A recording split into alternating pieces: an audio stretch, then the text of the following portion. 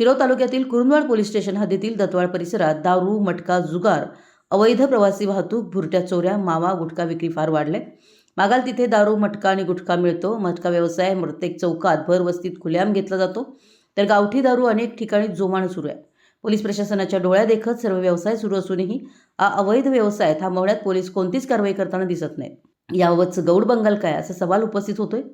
येथील गावठी दारू विक्रेते खुलेआम दारू विक्री करतात, तसेच गावात अनेक अवैध धंद्यांनी तोंड वर केलंय। दारू, गावठी दारू, मटका, जुगार या अवैध धंद्याला ऊत आलाय। मागाल तिथे दारू अशी अवस्था दारू व्यवसायाची झाली आहे।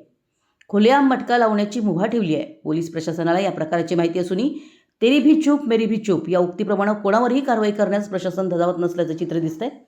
गावामध्ये तर दारूचा महापूर आहे, तर दिवसभर आकड्यांचा अंदाज बांधून रोज सकाळी कल्याण आणि रात्री मुंबई मटक्यावर ₹1.25 ₹100 कमवणं सुरू आहे। या मटक्यावर कित्येकांच्या उदरनिर्वाहाचा प्रश्न सुटलेला आहे। शहरी भागात तर टोलेजंग इमारतीतून मटक्याचा व्यवसाय फुलत आहे।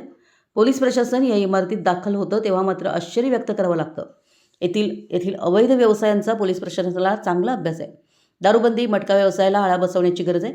आसपासच्या गावात काही भागात अवैध दारू विक्री व्यवसाय मोठ्या प्रमाणात आहे, त्यामुळे पोलिसांनी या अवैध धंद्यांचा बंदोबस्त करावा अशी मागणी आहे।